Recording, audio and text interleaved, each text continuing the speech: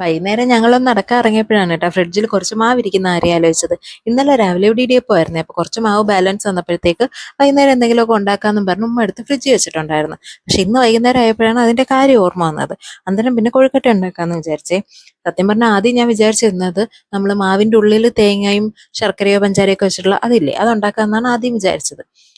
പിന്നെ ഉമ്മായിട്ടിരുന്ന് വർത്താനം പറഞ്ഞുകൊണ്ടിരുന്നപ്പോഴാണ് ഉമ്മയുടെ കുഞ്ഞിലെ ഉമ്മയുടെ ഉമ്മ, അതായത് എൻ്റെ ഉമ്മച്ചാമ്മ, ഗോതമ്പ് മാവ് വെച്ചിട്ട് ഇത് ഈ കൊഴുക്കട്ട ഉണ്ടാക്കും എന്നൊക്കെ പറഞ്ഞ് ഉമ്മ ഇരുന്ന് നൊസ്റ്റാൾജി അടിക്കുന്നുണ്ടായിരുന്നു. അപ്പൊ ഞാൻ വിചാരിച്ചിരുന്ന പിന്നെ ഇത് തന്നെ ഉണ്ടാക്കാന്ന്. എനിക്കല്ലെങ്കിലും മറ്റേതിനെക്കാട്ടിലും ഇതാണ് ഏറ്റവും കൂടുതൽ ഇഷ്ടം. പക്ഷെ കൊഴുക്കട്ട എന്ന് പറയുമ്പം എൻ്റെ മൈൻഡിൽ മറ്റേത് മാത്രമേ എപ്പോഴും വരാറുള്ളൂ. കാരണം നമ്മളെ ഈ ഒരു ഏരിയയിൽ അങ്ങനെയാണ്. അങ്ങനെ പിന്നെ ഞാൻ വിചാരിച്ചു എന്നാ പിന്നെ ഇതങ്ങ് ഉണ്ടാക്കാന്ന് വിചാരിച്ചിട്ട് ഇതങ്ങ് ഉണ്ടാക്കിയേട്ടാ. അതും എല്ലാവരും പഞ്ചസാരയൊക്കെ വെച്ചിട്ടല്ലേ ഉണ്ടാക്കുന്നത്, വെള്ള കളറിൽ. അപ്പം ഞാൻ വിചാരിച്ചു ശർക്കര വെച്ചിട്ട് ബ്രൗൺ കളറിൽ ഉണ്ടാക്കാന്ന് വിചാരിച്ചിട്ട് അങ്ങനെ ഒന്ന് ട്രൈ ചെയ്തേ. എല്ലാവരും ഉണ്ടാക്കുമായിരിക്കും, പക്ഷെ ഞാൻ ഫസ്റ്റ് ടൈമാണ് ഇങ്ങനെ ഉണ്ടാക്കി നോക്കുന്നത്. എനിക്ക് വന്നപ്പോഴത്തേക്ക് ഇക്കാൻ കൊടുത്ത് ഞാനും ഒക്കെ കുടിച്ചിട്ടുണ്ടായിരുന്നു. സംഭവം കുറേ നാളുകൂടി കഴിക്കുന്നതുകൊണ്ടാണോ എന്ന് അറിയത്തില്ല, നല്ല ടേസ്റ്റ് ഉണ്ടായിരുന്നു. പിന്നെ അത്യാവശ്യം ഇപ്പൊ ഷുഗർ ക്രേവിങ്സ് ഒക്കെ നല്ല പോലെ ഉള്ളതുകൊണ്ട് എന്ത് കിട്ടിയാലും പോവും. അപ്പൊ അത്രേ ഉള്ളൂ. വീഡിയോ ഇഷ്ടപ്പെട്ടാൽ സബ്സ്ക്രൈബ് ചെയ്യാൻ മറക്കല്ലേ. ബൈ, അടുത്ത വീഡിയോ കാണാം.